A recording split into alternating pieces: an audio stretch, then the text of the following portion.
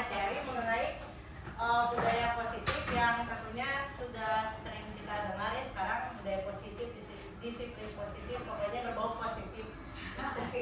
Amin.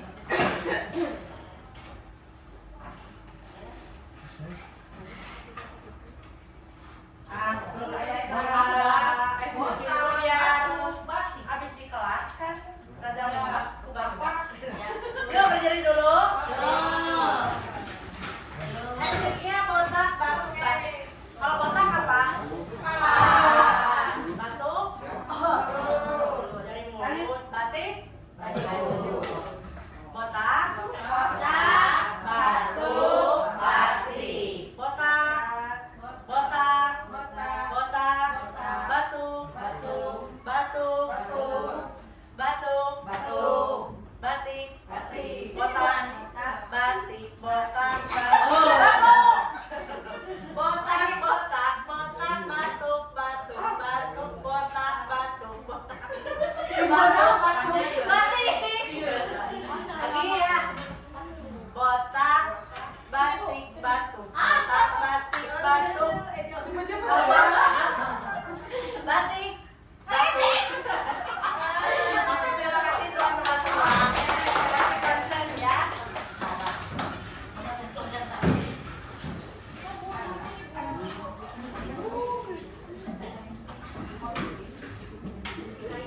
Ini ada 3 pertanyaan formatif.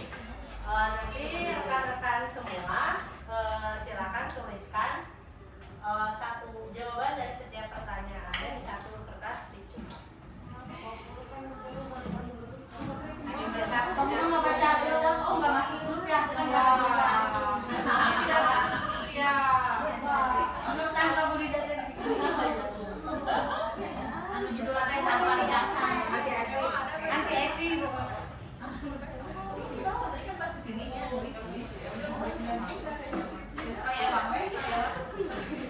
Kami dimikir ya, Bu Yeni kalau alah ngejerok. Satu pertanyaan.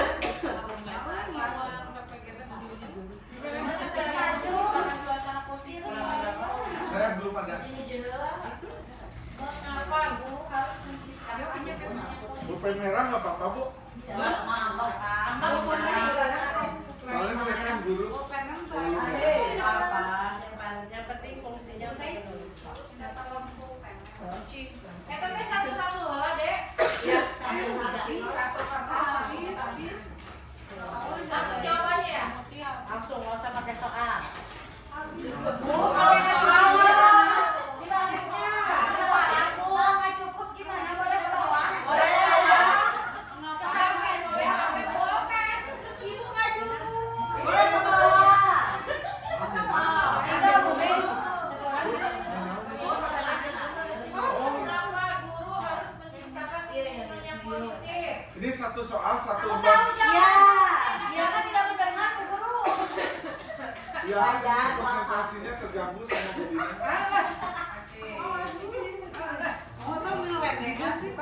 Bisa kita ya? Ibu dilewat. Lewat sebaris biar rapi, pakai pulpen jangan pakai pensil. Bukannya transfer jawabannya. Capek.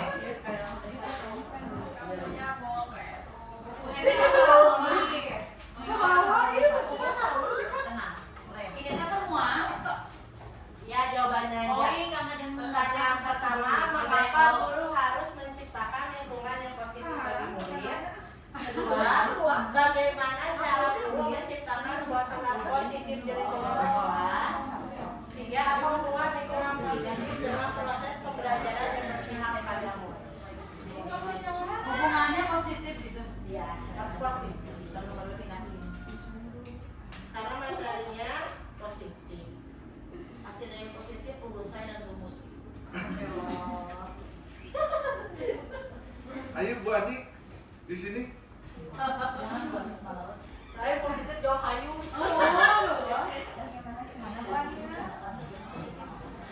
Bagaimana caranya supaya positif?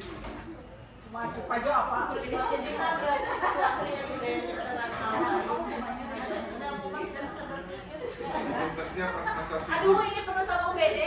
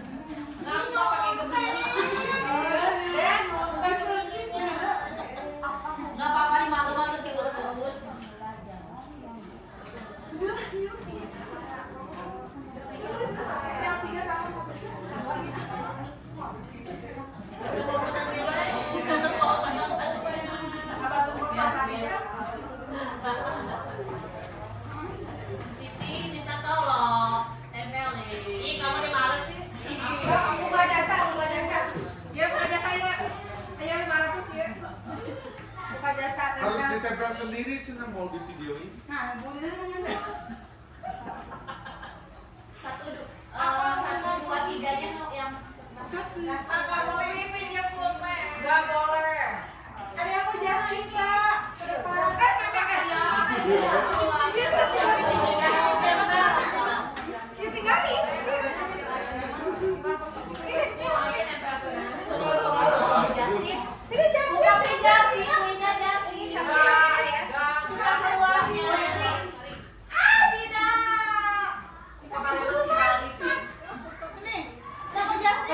Open Justin. Nih. Aku kalau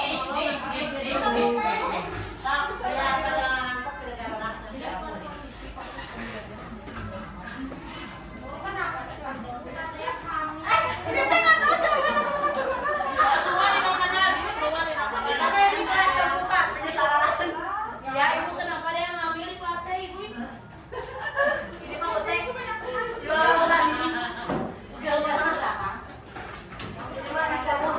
Aku ya.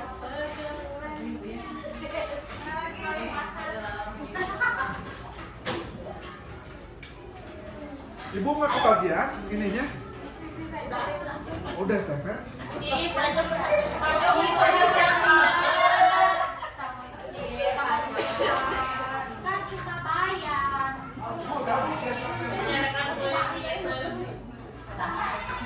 Cici kabayan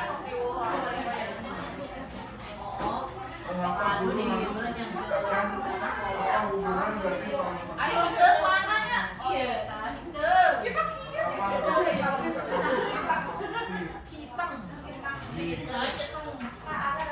Sekalian masih hidung. Cipeng.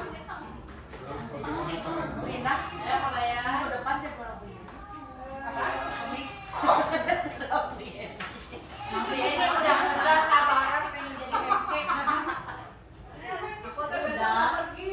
Sini minta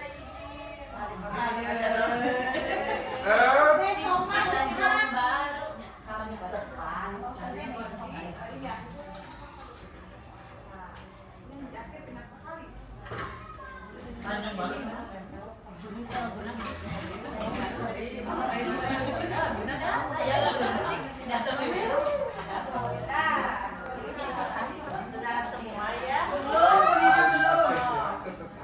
Tenang.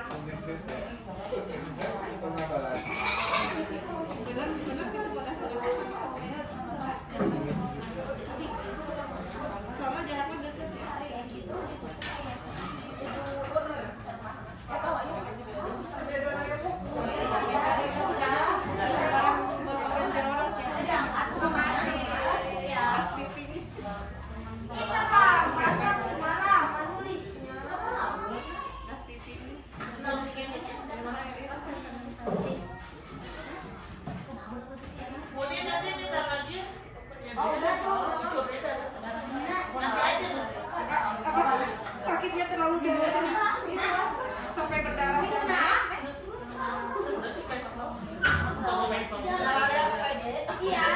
Ngelamun dia. Susah ngiring.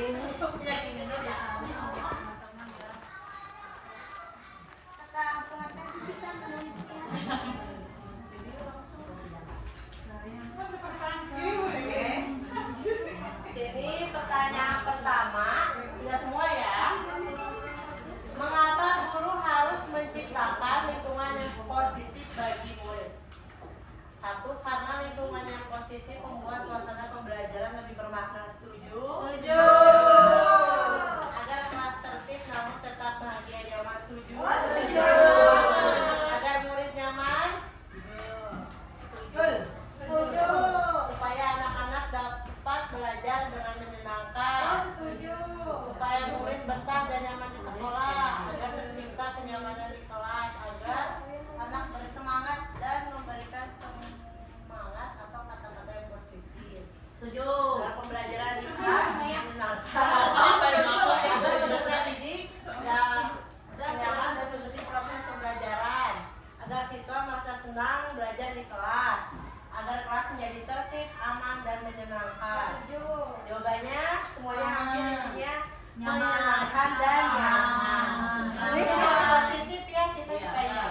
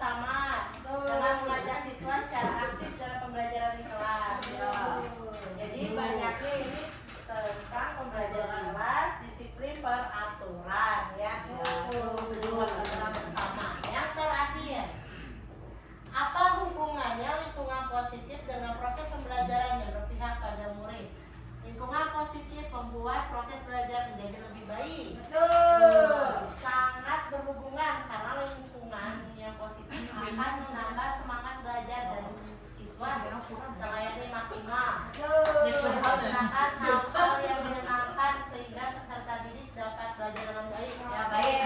Cari yang menarik lagi ya. Yang berbeda. Panjang biasanya ya. Benar sekali. Keterkaitan antara lingkungan positif dengan proses pembelajaran adalah peserta didik nyaman mengikuti kegiatan proses pembelajaran dan leluasa dalam menggali minat dan bakat. Hubungannya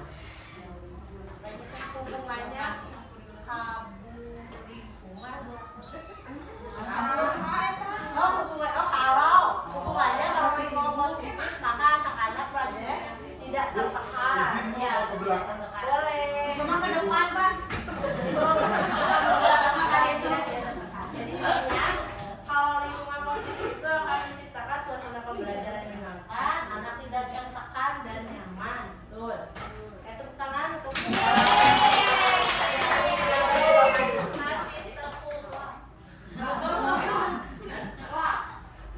apa itu budaya positif?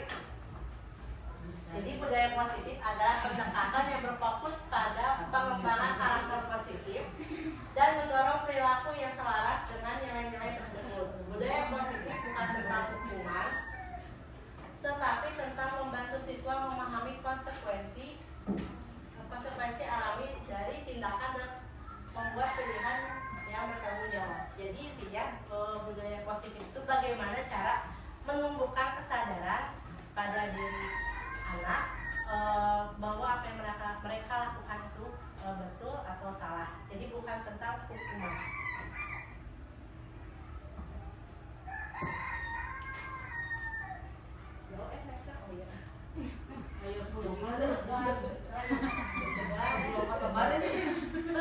Budaya positif di sini ada 6.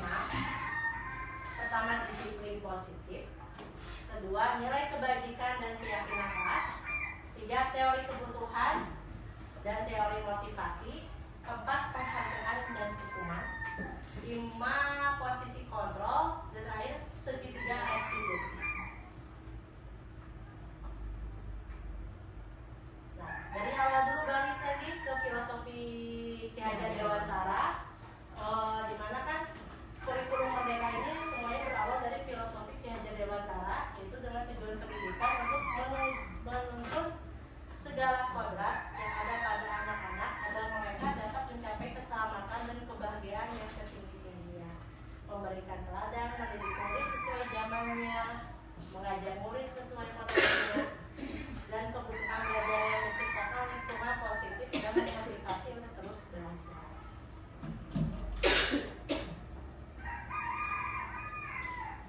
Perubahan paradigma dari teori kontrol ini, yang pertama, ilusi guru mengontrol murid. Jadi guru itu jangan sampai punya pikiran untuk mengontrol murid. Yang kedua, ilusi bahwa semua penguatan positif, efektif dan bermanfaat. Jadi penguatan saja itu tidak cukup, tapi harus disertai dengan tindakan-tindakan. 3, ilusi bahwa kritik dan membuat orang merasa bersalah dapat menguatkan karakter. Jadi ini tidak benar ya, mengkritik dan membuat orang merasa bersalah itu tidak membuat tidak dapat menguatkan karakter. Karena itu hanya sebuah ilusi. 4, ilusi bahwa orang dewasa memiliki hak untuk memaksa. Ini biasanya nomor ini yang tidak dipungkiri ya, banyak sampai sekarang dan masih saya rasakan juga. Orang dewasa itu punya hak untuk memaksa anaknya, mengontrol anaknya.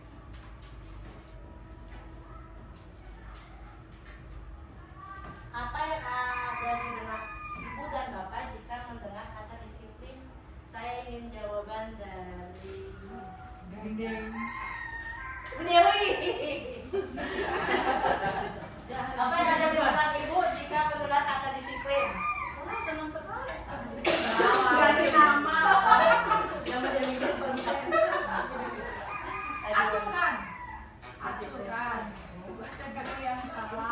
aturan guru yang galak. Lalu sudah. Ibu Yani boleh? Apa yang di benak ibu jika mengenal kata disiplin? Itu perasaan tentang disiplin. Ada lagi yang mau memberikan misalnya disiplin itu belajar, ada lagi tepat waktu.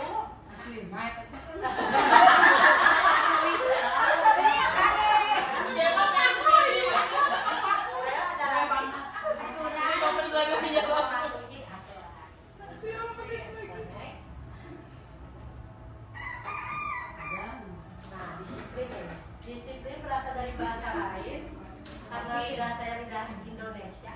Disiplina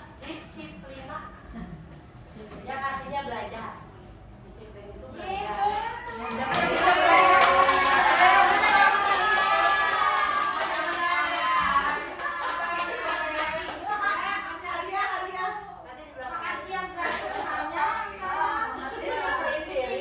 Membuat orang dari potensinya menuju sebuah tujuan apa yang dia hargai. Namun dalam budaya kita makna kata disiplin ini berubah menjadi sesuatu yang dilakukan seseorang pada orang lain untuk mendapatkan kepatuhan. Kecenderungan umum adalah menghubungkan kata disiplin dengan ketidaknyamanan, bukan dengan apa yang kita hargai dan mencapai suatu tujuan mulia. Jadi kalau kita di masyarakat Indonesia itu kata disiplin itu identiknya dengan patuh, nurut, nah itu disiplin. Mindset kita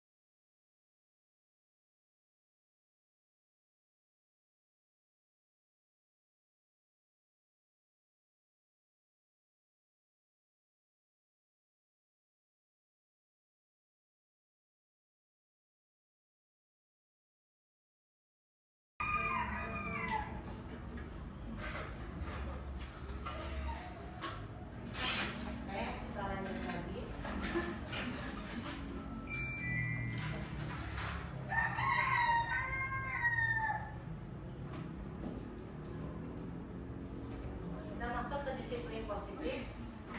Disiplin positif merupakan strategi mendidik anak untuk melakukan kontrol diri dan pembentukan kepercayaan diri. Disiplin diri dapat membuat seseorang menggali potensinya menuju kepada sebuah tujuan mulia, sesuatu yang dihargai dan bermakna. 3. Disiplin diri berarti mereka dapat bertanggung jawab terhadap apa yang dilakukannya karena mereka mendasari tindakan mereka pada nilai-nilai kebajikan universal. Motivasi yang terbangun adalah motivasi intrinsik. Jadi disiplin positif itu maksudnya di sini jadi anak-anak atau kita sendiri menyadari bahwa yang kita lakukan itu benar atau salah tanpa adanya paksaan atau rasa takut. Jadi berdasarkan pada tanggung jawab pada dirinya sendiri. Seperti itu. Nilai-nilai kebajikan universal, sifat-sifat positif manusia yang merupakan tujuan mulia yang ingin dicapai setiap individu. Nilai-nilai tersebut bersifat universal dan lintas bahasa, suku bangsa, agama maupun latar belakang. Ini diterapkan di kita itu di profil belajar Pancasila. Diharapkan bisa memunculkan nilai-nilai kebajikan universal ini. 3. Motivasi perilaku manusia. Yang pertama, untuk menghindari ketidaknyamanan atau hukuman. Biasanya ini itu motivasi eksternal karena bukan kesadaran diri sendiri. 3. Untuk mendapatkan imbalan atau penghargaan dari orang lain. Itu motivasi eksternal, ingin mendapatkan hadiah atau sebuah pujian. Yang ketiga, untuk menjadi orang yang mereka inginkan dan menghargai diri sendiri dengan nilai-nilai yang mereka percaya. Kalau ini berarti untuk dirinya sendiri, tidak ada dorongan dari luar. Itu berarti motivasi internal. Mengapa tidak peraturan saja? Mengapa harus keyakinan kelas? Nah, sekarang bahasa yang sedang booming itu bukan peraturan kelas, tapi keyakinan kelas. Untuk mendukung motivasi intrinsik, kembali ke nilai-nilai atau keyakinan lebih menggerakkan seseorang dibandingkan mengikuti serangkaian peraturan-peraturan. Jadi jika keyakinan kelas itu lebih kepada kesadaran diri, bukan karena merasa takut. Jadi anak sadar itu keyakinan yang sudah saya sepakati, berarti harus saya lakukan.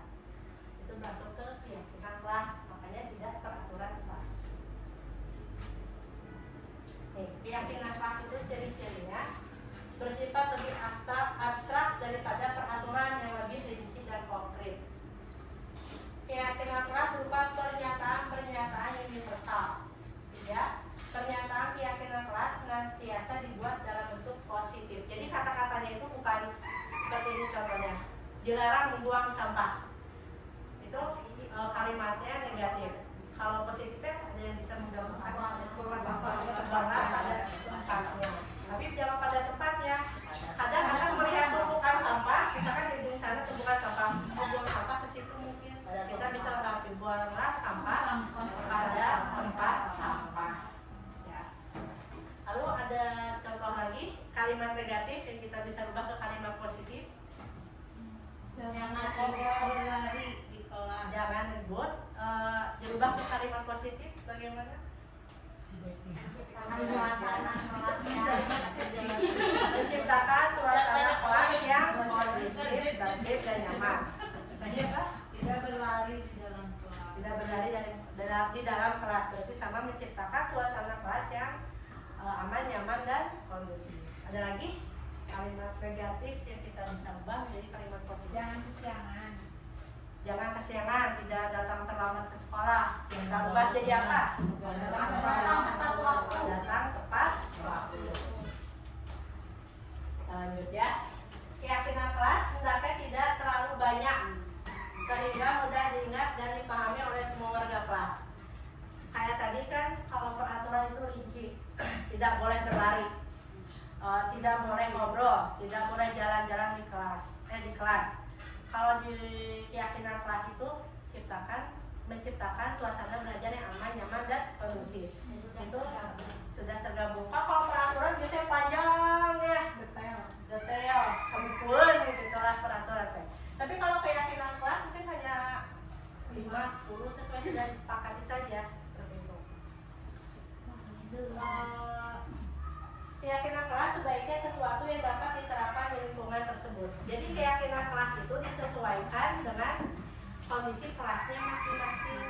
Keyakinan kelas A dan kelas B tentunya pasti akan berbeda karena kesepakatan setiap kelas tentunya berbeda. Semua warga kelas hendaknya ikut berkontribusi dalam pembuatan keyakinan kelas lewat kegiatan curah pendapat.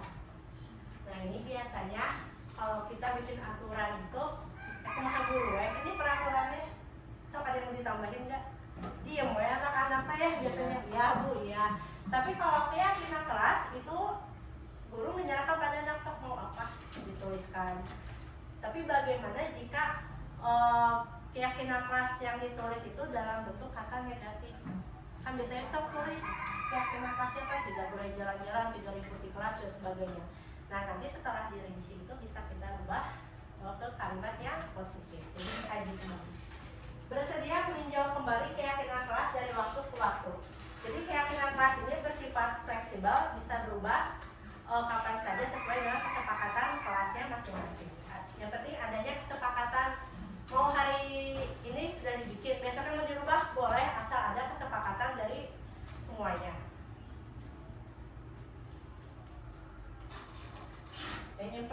Implementasi keyakinan kelas yang kemarin waktu masa MPLS ya saya coba laksanakan. Kelas impian itu guru menanyakan suasana kelas seperti apa yang mereka impikan. Mereka pengen kelas seperti apa sih? Biasanya kalau anak-anak itu kalau disuruh ngomong tuh agak susah ya. Bisa coba yang seperti kita tadi tulis di sticky note, ditempelin.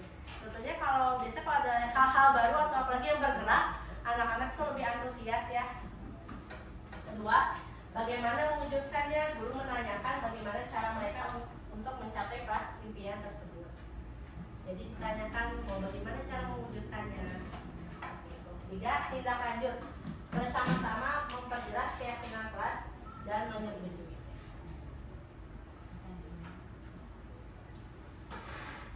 Ini kemarin sempat saya berikan harus dilakukan apa, kelas harus seperti apa.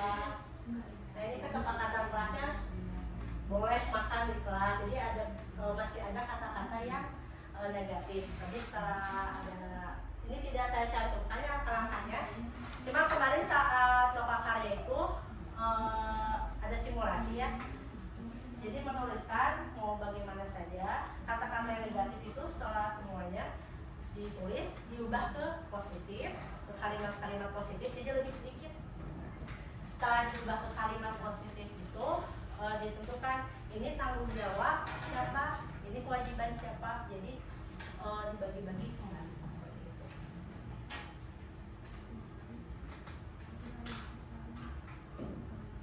Apa perbedaan hukuman, konsekuensi, dan restitusi? Nah kan dikasih dulu, biar ada yang berbicara gantian. Ada yang mau berpendapat mengenai hukuman, konsekuensi atau restitusi? Ayo. Ayo. Atau berikutnya. Cari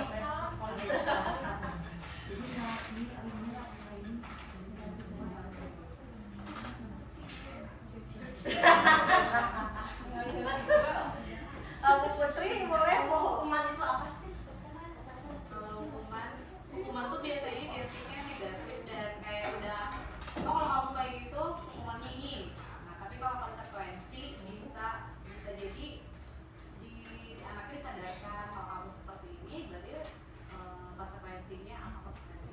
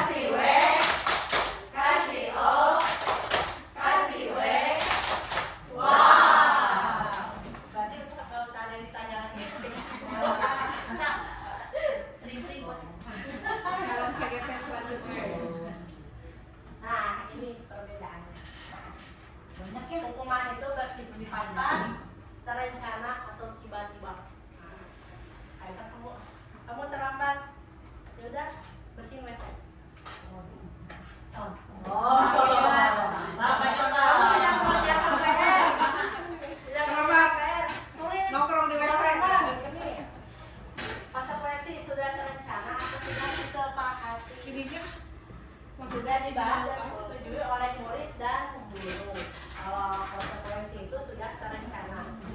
Restitusi, proses menciptakan kondisi bagi murid untuk memperbaiki kesalahan mereka sehingga mereka bisa kembali pada kelompok mereka dengan harapan yang lebih kuat.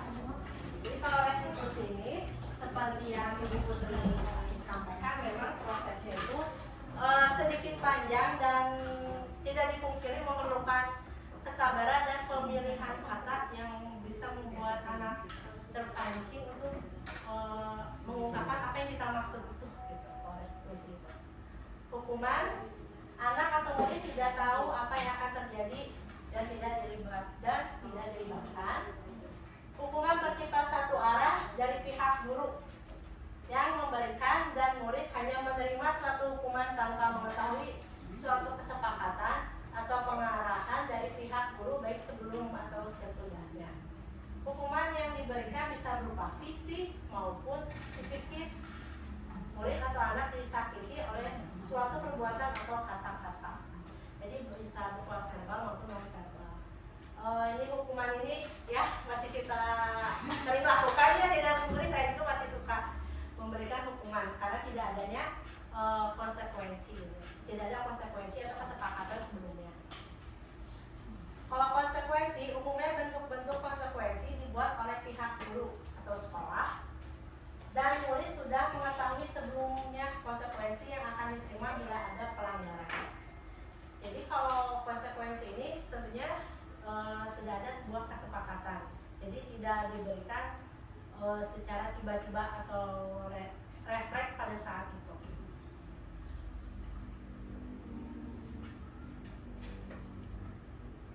Terus pada konsekuensi murid tetap dibuat tidak nyaman untuk jangka waktu pendek, dan konsekuensi biasanya diberikan berdasarkan suatu data yang umumnya dapat diukur. Misalnya konsekuensinya karena kamu sudah berkata-kata,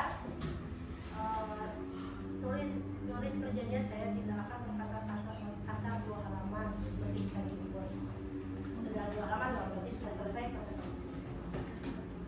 Lalu restitusi, ketika murid berbuat baik, berbuat salah, guru akan menanggapi dengan mengajak murid berefleksi tentang apa yang dapat mereka lakukan untuk memperbaiki kesalahan mereka, sehingga mereka menjadi pribadi yang lebih baik dan menghargai dirinya. Jadi kalau restitusi ini lebih ke diskusi ya, dan membuat anak itu sadar apa yang kesalahan dia, kalau dia melakukan ini konsekuensinya apa. Jadi mereka tidak usah kita beritahu, tapi mereka sadar gitu yang mereka lakukan salah. Kalau saya salah, saya harus seperti ini. Jadi berefleksi dari kesalahan yang mereka lakukan.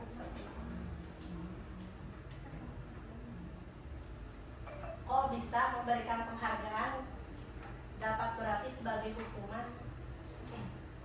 Ternyata dengan penghargaan sikap seseorang baik hanya dalam jangka waktu yang pendek atau tidak efektif karena akan terus mengharapkan imbalan materi.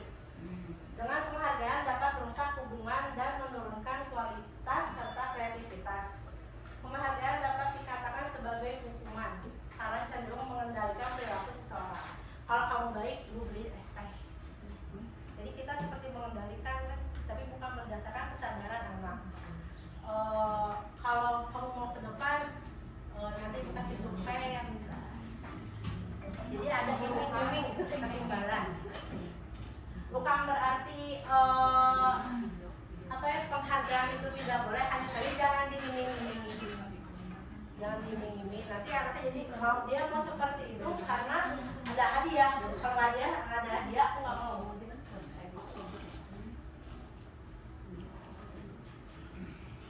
Ada komentar. Jadi ada sebuah kasus, boleh dibaca dulu. Baru.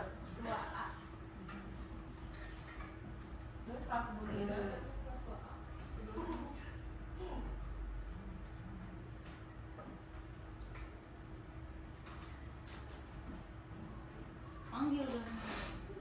Adanya.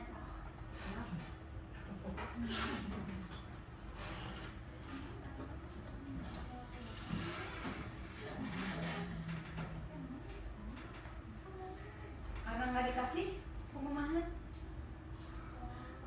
Karena saya penghasilan.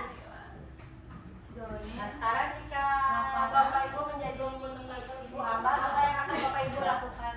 Panggil anaknya di bawah Bertanya pada anaknya, tentunya memanggil kan, kepada anaknya bertanya. Menurut Bapak Ibu kira-kira apa alasan Doni melakukan hal itu? Dari bakalan kumamahna. Jadi bakalan kumamahna. Kumamahna tegalu cici. Apa tegalu cici? Di bakalan Yang juga makanan pekerja. Yakin dia. Mamahna dari TKW.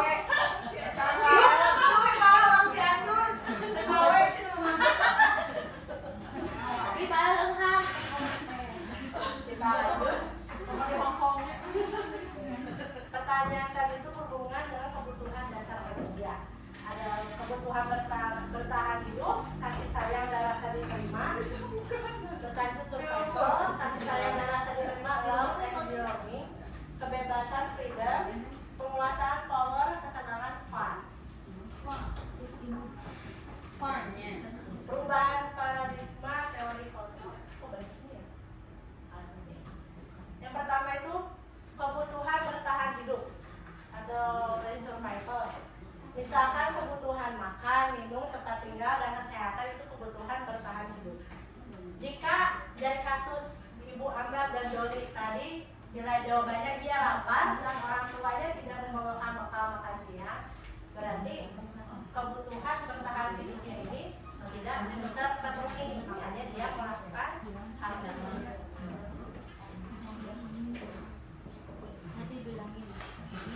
Kasih sayang dan rasa diterima. Kebutuhan untuk disayang dan diterima, contohnya koneksi sosial, memberi dan menerima kasih sayang, dan kebutuhan untuk merasa menjadi bagian dari suatu kelompok. Dari kasus Doni, apabila jawabannya dia merasa senang temannya memperhatikan dia, jadi caper, merasa caper, membuat ganggu temannya. Tadi apa? Ambil makan temannya ya? Ambil makan temannya berarti supaya temannya itu memperhatikan dia. Berarti rasa kebutuhan kasih sayang dan rasa diterimanya itu tidak terpenuhi. Dia merasa terpenuhi dengan melakukan hal itu.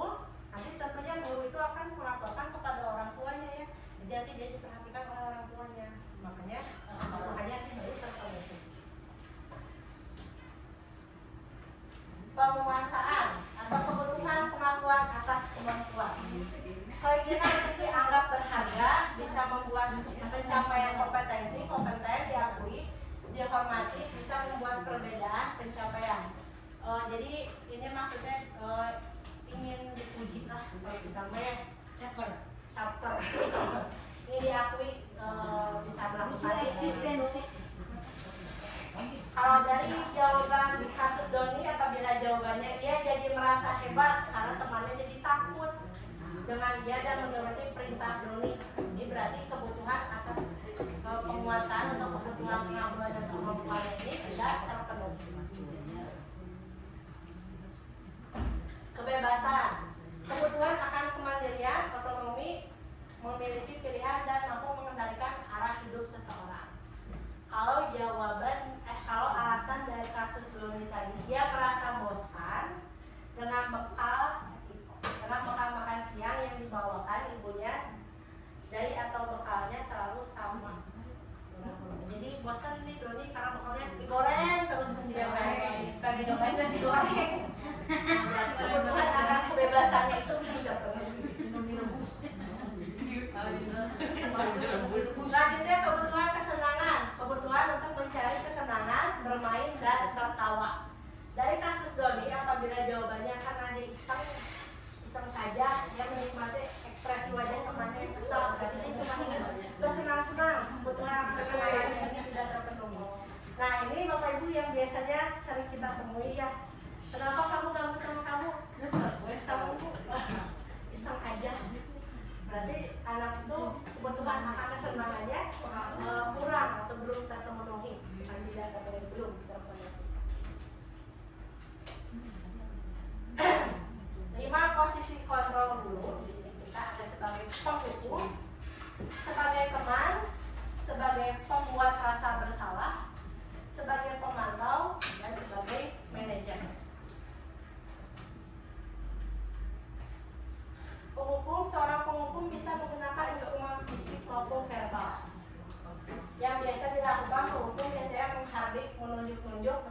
atau menyindir. Dampak pada murid dari seorang guru adalah perilaku kontrol negatif seperti murid mengulangi kesalahan berulang lagi, lalu perilaku menjadi agresif. Jadi biasanya kamu teh kamu dasar anak pintar gitu. Amin. Dan menyakiti atau menyindir anak di kelas itu berarti kita sedang berada di posisi sebagai penghukum. Biasanya kita budaknya gitu deh, diulang lagi biasanya. Nah biasanya keluar dari kata-kata posisi guru sebagai penghukum. Patuhi aturan saya atau awas. Kamu selalu salah saja. Selalu kasih selalu yang terakhir selesai. Ini sebagai penghukum.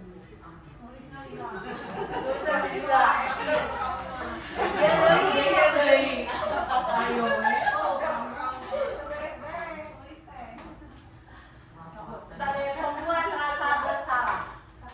Pada posisi ini biasanya guru akan bersuara lebih lembut, menenangkan si suaranya. Yang biasanya dilakukan pembuat merasa bersalah biasanya berceramah. Saya ahlinya. Dampak pada murid dari seorang pembuat merasa bersalah adalah murid akan merasa rendah diri, merasa gagal dan tidak berharga. Kamu gak kasihan ke ibu? Ibu dipanggil pas sekolah, nggak bisa naik pangkat.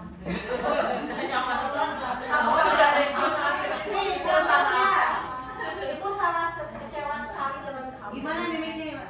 Berapa? Ibu salah kecewa.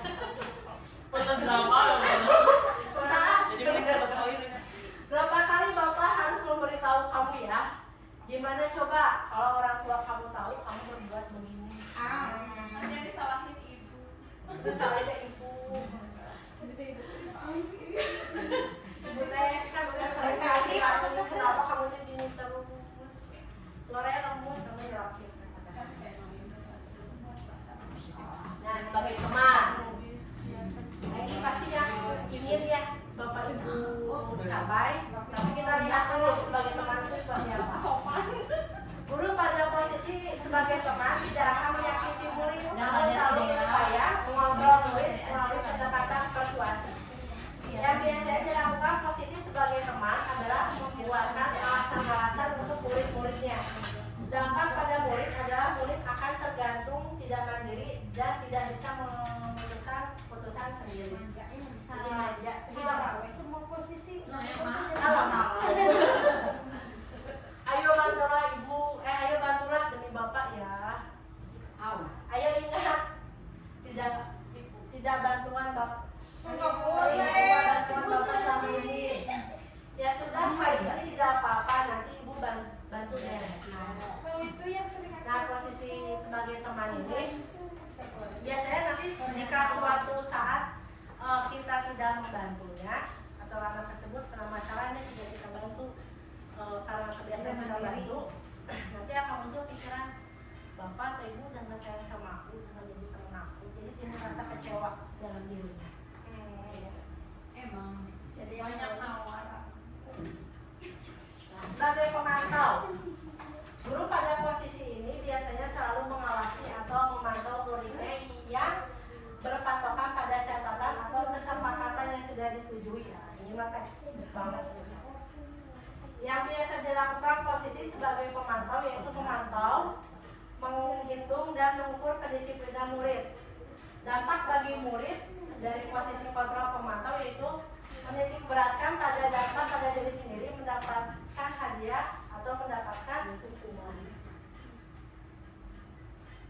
Ini biasanya pemantau peraturannya apa? Apa yang telah kamu lakukan? Sanksi atau konsekuensinya apa? Ini biasanya orang-orang yang disiplin banget ya, taat aturan, ini biasanya ada di posisi pemantau.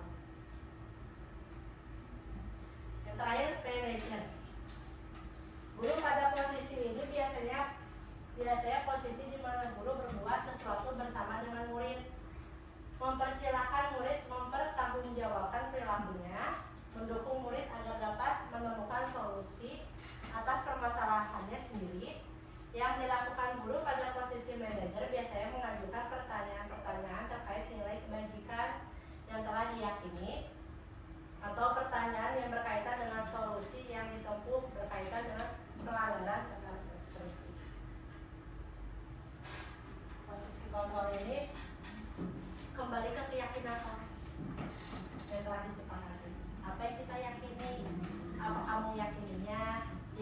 meyakininya, apakah kamu bersedia memperbaikinya?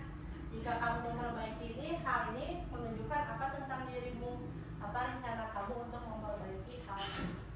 Nah, dari 5 posisi kontrol ini, kalau yang saya lihat ini cenderung lebih menitik beratkan kita itu harus lebih seperti pada manajer, ya, lebih pada manajer. Tapi bukan berarti 5 posisi kontrol yang lain itu tidak baik, namun melihat situasi juga seperti itu. Berdiri dulu ah. Berdiri jangan ngatur. Ayo main kasur dulu. Ayo Pak Jo, ke depan Pak Jo. Dilihat dia selingkuh. Iya dulu. Tuh, tangan diputar-putar.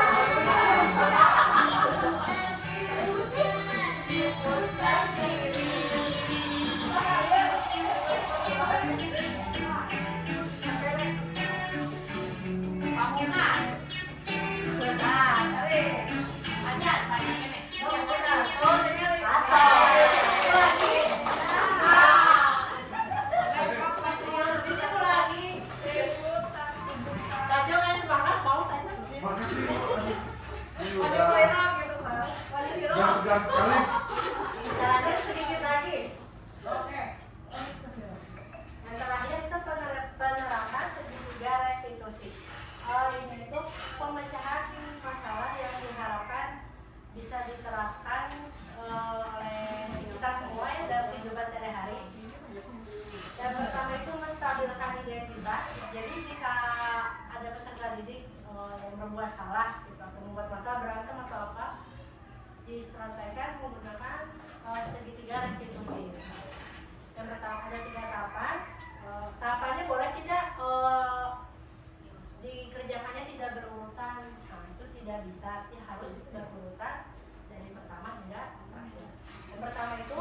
menstabilkan identitas, untuk membuat anak yang merasa gagal karena berbuat salah menjadi positif terhadap dirinya. Jadi menenangkan anak di sini tujuannya itu. Yang kedua, validasi kebutuhan, untuk membuat anak yang merasa gagal karena berbuat salah menjadi positif terhadap dirinya. Yang ketiga, menanyakan keyakinan. Anak melihat kesalahannya dihubungkan dengan norma sosial dan nilai-nilai yang mendasari manusia berinteraksi dengan orang lain. Nah, menstabilkan identitas ini bisa dengan guru berkata berbuat salah itu hal yang manusiawi. Ibu juga pernah berbuat salah. Bukan berarti ada kasus gini, anak berantem, kita bilang gitu, bapak juga pernah berantem. Jangan seperti itu ya. Jangan bapak juga pernah berantem. Tapi jadi pakai kata-kata bapak juga pernah berbuat salah. Yang menunjukkan kalau kita juga pernah berantem. Jangan. Kebanggaan. Jadi seperti bangganya, saya pernah berantem juga soalnya. Kita pasti bisa menyelesaikan permasalahan ini. Bapak, ibu tidak tertarik untuk mencari tahu siapa yang benar, siapa yang salah. Kalau kamu menyalahkan dirimu sendiri, terus-menerus, apakah kamu bersikap baik pada dirimu sendiri? Validasi tindakan yang salah. Kamu bisa saja kan melakukan hal yang lebih baik, tapi kamu tidak melakukannya. Kamu pasti punya alasan mengapa melakukannya. Apa yang penting bagi kamu? Kamu boleh tetap berusaha menjaga sikap itu, tapi tambahkan sikap yang lain yang baru. Maukah kamu belajar cara lain untuk mendapat yang kamu butuhkan tanpa harus memukul? Apakah kamu bisa melakukan yang lebih baik besok? Yang terakhir, menanyakan keyakinan. Bisa dengan berkata apa nilai yang kita percaya di kelas atau di sekolah kita, atau yang sudah kita sepakati. Bisa nilai-nilai universal apa yang telah kita sepakati. Kelas yang ideal itu seperti apa sih? Kamu ingin menjadi anak seperti apa? Apa yang kamu rasakan ketika kamu melakukan hal itu? Kamu jadi orang yang seperti apa? Nah, ini nanti Bapak Ibu, ini hanya contoh, sebagian contoh saja. Sebenarnya bahasanya tidak harus seperti ini, cuma maknanya dan seperti ini gitu. Karena kan kalau anak nilai-nilai universal apa yang telah kita sepakati, universalnya apa bukan ya, disesuaikan lagi dengan keadaan siswa kita.